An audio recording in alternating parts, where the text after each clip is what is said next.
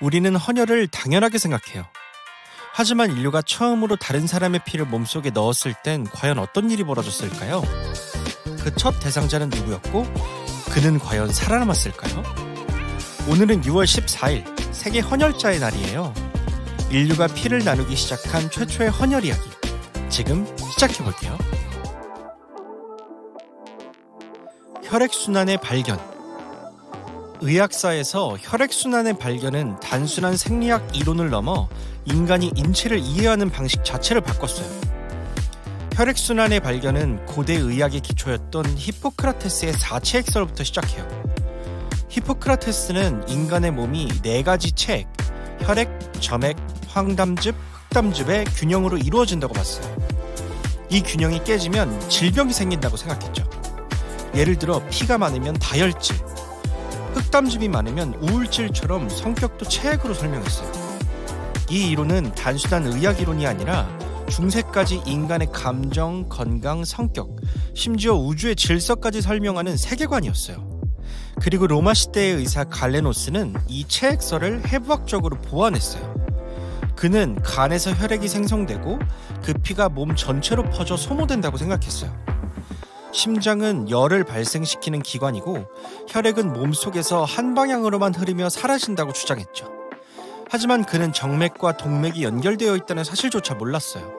왜냐면 당시에는 시신 해부가 금지되어 있었기 때문이에요. 그래서 대부분 돼지나 원숭이 같은 동물을 해부하고 인간의 몸을 상상해서 추정했어요.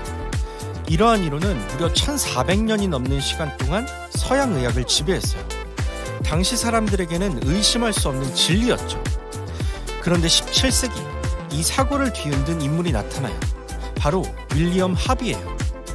하비는 귀족 가정의 자제로 태어나 유럽에서 의학을 공부하고 돌아온 엘리트였어요. 그는 기존 이론의 의문을 품고 정밀한 해부와 실험을 반복했어요. 그리고 마침내 놀라운 사실을 밝혀내요. 혈액은 심장에서 시작되어 동맥을 따라 흘러가고 온몸의 모세혈관을 지나 정맥을 통해 다시 심장으로 돌아온다는 순환의 개념이에요. 즉, 피가 사라지는 게 아니라 계속 돌고 있다는 것이죠. 또한 심장은 단순한 통로가 아니라 능동적으로 수축과 이완을 통해 피를 밀어내는 펌프 역할을 한다고 설명했어요. 하비는 이 내용을 심장과 혈액의 운동에 관하여 라는 책에 정리했고 이 책은 근대 생리학의 시초가 되었어요. 1661년에는 현미경으로 모세혈관이 관찰되면서 하비의 이론은 과학적으로 증명됐어요. 하비는 인체를 처음으로 유기적인 기계처럼 이해한 과학자였어요. 동물에서 동물로 최초의 수혈. 하비의 이론은 의학계에서 큰 반향을 일으켰어요. 그런데 이걸 단순히 책으로 끝내지 않고 실험으로 증명해낸 사람이 있었어요. 바로 영국의 리처드 로어예요. 1665년 그는 2마리의 개를 데리고 실험을 시작해요. 한 마리의 동맥에서 피를 뽑아 다른 개의 정맥에 직접 연결했어요. 오늘날처럼 저장된 혈액을 수혈하는 게 아니라 동물 간 직접 수혈이었어요. 결과는 성공적이었어요. 피를 받은 개는 건강을 회복했죠. 이건 단순한 실험이 아니라 피가 단순히 흐르기만 하는 게 아니라 다른 개체에 옮겨줄 수 있다는 가능성을 보여준 역사적 사건이었어요. 로어는 피는 교환될 수 있다는 개념을 실험으로 증명한 최초의 과학자였어요. 동물에서 인간으로 최초의 이종수혈. 로어의 실험은 프랑스까지 퍼졌고 그 실험에 깊이 감명받은 장 바티스트 드니라는 의사가 있었어요. 그는 루이 14세의 주치의였고 당시 프랑스 최고의 의학자 중 한 명이었어요. 1667년 드니는 알 수 없는 고열과 쇠약 증상을 보이던 15세 소년에게 수혈을 시도해요. 소년은 이미 2달간 거머리 치료로 20번 이상의 피를 빼낸 상태였고 매우 위독했다고 해요. 드니는 고민 끝에 양의 피를 수혈했어요. 근데 왜 양이었을까요? 당시 사람들은 양이 온순하고 순결한 동물이라 피도 순하다고 믿었다고 해요. 지금 보면 비과학적이지만 혈액형이라는 개념이 없던 시절엔 충분히 그럴 수 있었어요. 드니가 한 수혈은 오늘날처럼 주사기로 넣는 방식이 아니라 호스를 통해 중력으로 연결하는 방식이었을 것으로 추정돼요.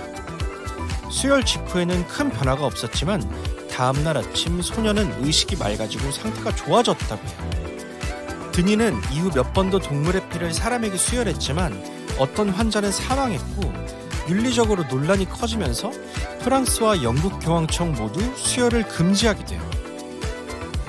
드니는 피로 생명을 살릴 수 있다는 가능성을 처음 실험한 사람이었지만 그 시대는 그 실험을 받아들일 준비가 되지 않았어요.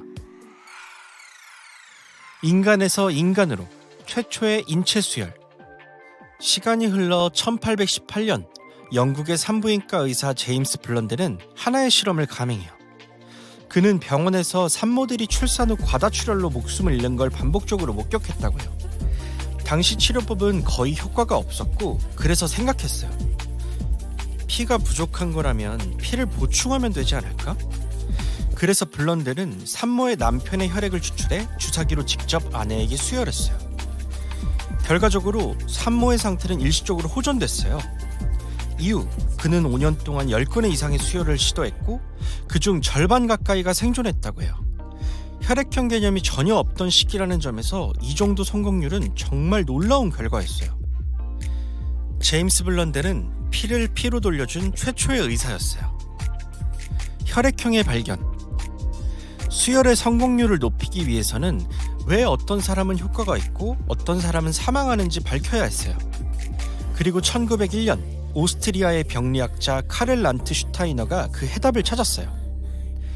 그는 여러 사람의 혈액을 서로 섞어보는 실험을 통해 일부 조합에서는 응집 현상이 생긴다는 걸 발견해요. 이 반응을 분석해서 사람마다 혈액 속에 있는 항원이 다르다는 걸 밝혀냈죠.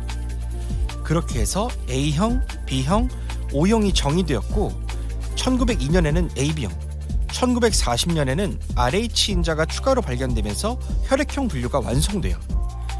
그의 이론 덕분에 수혈이 안정적으로 이루어질 수 있었고 그는 1930년 노벨 생리의학상을 수상하게 돼요.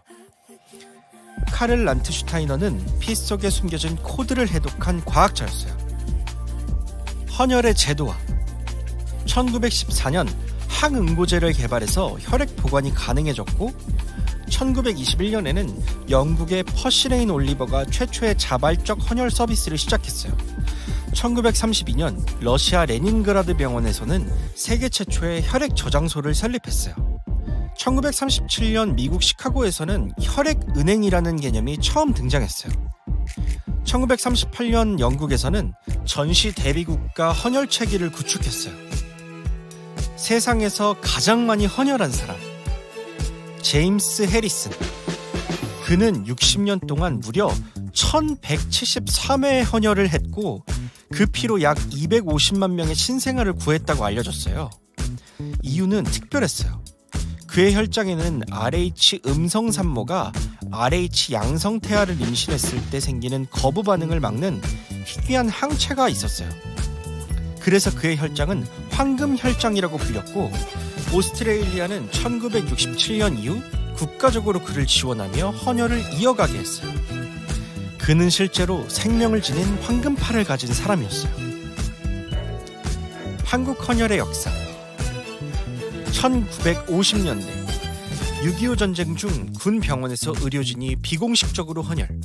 1952년 대한적십자사 공식 헌혈 사업 시작. 1963년 헌혈증 제도 도입. 1970년 유료 헌혈 금지. 전면 자발적 헌혈 체계 전환. 1999년 혈액관리법 제정. 2000년대 이후는 고등학교나 군부대 등에서 단체 헌혈 문화 확산. 6월 14일은 세계 헌혈자의 날이에요. 그리고 이 날은 혈액형을 발견한 카를 란트슈타이너의 생일을 기념해서 정해졌다고 해요. 우리는 수백 년간의 실패와 실험, 끝없는 호기심 위에 세워진 현대의학 덕분에 지금처럼 헌혈을 할 수 있게 되었어요. 매년 수억 건 이상의 사고, 수술, 백혈병 치료 등에 사용되는 혈액. 헌혈은 단순한 기부가 아니고 생명을 나누는 가장 직접적인 방식인 것 같아요. 1667년 양의 피부터 1818년 첫 인간 수혈, 그리고 오늘날의 헌혈까지. 지금 이 영상을 보시는 여러분, 단 한 번의 헌혈로도 누군가의 삶을 구할 수 있습니다. 생각나면 헌혈 한번 하러 가보는 거 어떨까요? 그럼 저는 헌혈하러 갔다 올게요. 그럼 안녕!